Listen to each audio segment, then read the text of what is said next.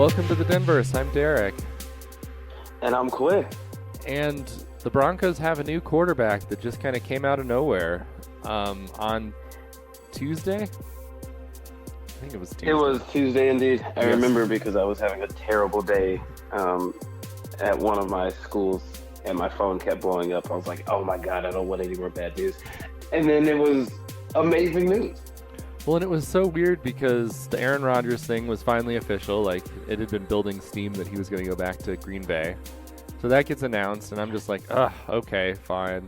And then I went to take a shower, and I just saw it on the top of ESPN, and I was like, oh, man. And so I started texting people, and then I thought back to, like, a year plus ago when I texted everyone and said Rodgers was coming to Denver on draft night. And I was like, oh, no, did I do this again? I probably should have verified this. But I was right this time, so I felt much better about it. Yeah, totally. Well, and like counting back to what my bad day was like, the Rodgers news was, well, if we refer back to last episode and just how absolutely apathetic I was towards the Broncos in general and unexcited I was for Rodgers, that was actually good news for me because I was like, all right, let it be done. It gets rid of any hope that I have to feel about this thing I feel very ambivalent about. And then, boom, yeah, an hour later, Russell Wilson comes to the wire for real this time. And, I mean, this is like the dead zone of the NFL season. It's still, like, really hard to contemplate. Like, oh, yeah, this season is going to start with, like, not the dumb idiot hope that we've had the past 6 seasons. There's, like, actually tangible things to look at. Like, oh, snap, we might be good. Yeah, it's such a different. I mean, after the last 6 years, it's just the thought that they're probably a playoff team and maybe better than that, like, just it's a completely different conversation. We don't have Vic Fangio or um, Vance Joseph. Hopefully, this new guy knows how to use his timeouts. Like, he's an offensive coach, so that usually means that you do. But I guess we don't know. But it's like the conversations we've been having. And then the icing on the cake, of course, was Drew Lock's going with him because you just didn't want Drew Lock sitting around. If something happens to Russell Wilson, I don't want to see Drew Lock go back in there. Yeah, well, I mean, if Drew Lock were to stay on the team and his voice gets mentioned, his name gets mentioned at all, it means that something's gone terribly wrong. And then I'd be back to like the regular apathetic, like the comfortable Broncos fandom that I've grown used to. But yeah, it's such a clean slate. I mean, I think an amazing haul. Of course, I sad to miss draft picks just because like the draft is the one exciting thing for the NFL season before it starts. But yeah, what 2 first-round picks, Drew Lock and Noah Fant for Russell Wilson. We're able to keep all of our receivers and Javonte Williams. I'm not sure if Melvin Gordon is going to re-sign or not. Probably not. I've heard But that. the team just looks. Yeah, I've heard maybe he will now that Wilson's going to be there. He might be more interested in re-signing. And they lost Shelby Harris, but Shelby Harris may have been gone Right. either way because, he was an older veteran. Just kind of hard to know how much he was going to really have left. And they lost a couple more picks, but still with that, like it's like nothing compared to like being in the conversation again. Yeah. Definitely probably could have just looked up the whole haul. But yeah, I think like a couple of second-round picks as well. But it's just like the draft has been such a hit and miss, especially because the Broncos just have been in that terrible, like the terrible Goldilocks zone in terms of draft seeding, where not good enough to get like the top, not bad enough to get top 5 picks, but certainly not good enough to go to the playoffs. This just changes the entire conversation and dynamic of like what our expectations get to be. And even if they start out bad, it's still like, oh, we have to get used to each other. We just have like so many more better excuses for ourselves and the expectations. Well, and I know there's some concern that, Russell Wilson's taken a couple of steps back, but I've also seen a lot in the last few days that really the offense in Seattle was never designed for Russell Wilson. Like it was still a Pete Carroll run first, play defense first, and then if we need Wilson to do well at the end of the game, then he can come in and do that. And I really think that he'll be more motivated in this system. He's going to have good offensive weapons. They have the money to go fix the offensive line. So I guess it's possible that maybe he's not the quarterback we think he is, but I think that there are so many factors where it all seems positive. I'm not concerned about this being a huge failure no matter what happens. And he's still, fairly young. It's not like Rodgers where it's 1 to 2 years.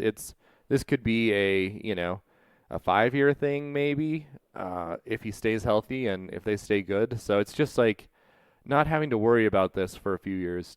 The quarterback situation is just so much better. And if it goes well, this is the blueprint for the Broncos forever, which is when you have a quarterback that's unhappy, Denver's probably a good destination for him. Yeah, and I mean, being from Denver, it was just weird that in the Rodgers drama, it was like San Francisco, New Orleans, maybe Denver. And I'm just thinking, like, if I'm an old quarterback, I don't want to come to Denver. Like, weather-wise, I guess with Rodgers, anything is better than Green Bay. But hey, it's just always weird to hear Denver be a destination, even like for Peyton Manning. Like, really, you want to come here? Okay, thanks. We will love you forever. Um, and yeah, like I'm You're too Nuggets like jaded. Carol. Like that's the problem. Is You that said what? you're too Nuggets jaded. You think of free agency like an NBA fan, not a Yeah, NFL fan. yeah. It's still. I just have like little brother syndrome when it comes to Denver, in general. But yeah, it's hard to judge entirely like what Russ could look like because I think what he's 32 now, so yeah, on the other side of 30, um, and he's just been with Pete Carroll his entire career. So um, is it gonna be more like Brady leaving Belichick, or is it going to reveal that yeah his success came from the team dynamic, but with I mean Hackett being an offensive coach, I think they're just gonna like try to have fun, which is the least in-depth analysis I can think of. But there's yeah, well, hell, this is sports. It is gonna be fun. It's gonna be fun to see how they build their offense. It's gonna be fun to see if players like Judy will be able to take a step up with a reliable quarterback. And it's gonna be interesting to see how Russell Wilson, who's like not a polarizing personality, but an interesting personality. How is he going to be a leader on this new team? Um, and these are all just like fun questions that we get to look at without having to like go into the season. Because the last several years, I was like kind of on Drew Lock's. I was in the Drew Lock camp for a while, hoping that yeah, if everything goes right, we actually might make it to the playoffs. Now it feels like this team is built that everything doesn't have to go right, and it still will be pretty good. You talked about, just like having an offense that, is fun to watch, and that to me is the thing that's just so much different is that the games will be fun to watch again because they just haven't been for years. And, Bridgewater had a couple of good games against some bad teams.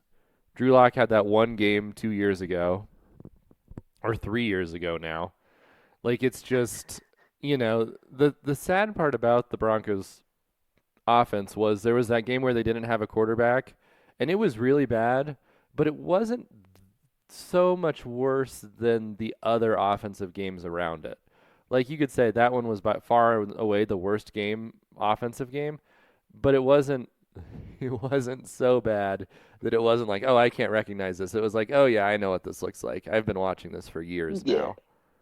Yeah, I mean, it wasn't so bad that I like just turned it off because I was like, "Oh, there's no hope." It's like, no, I've seen that before, and um, same frustrations of like, why are these the play calls?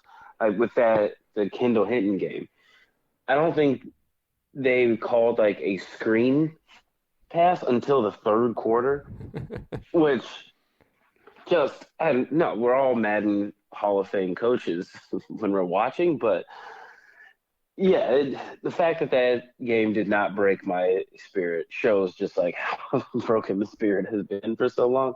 Like, yeah, it'd be so amazing, like on a 3rd and 4, feeling the confidence that they actually will be able to convert. Like, Hmm. dude, can you imagine that?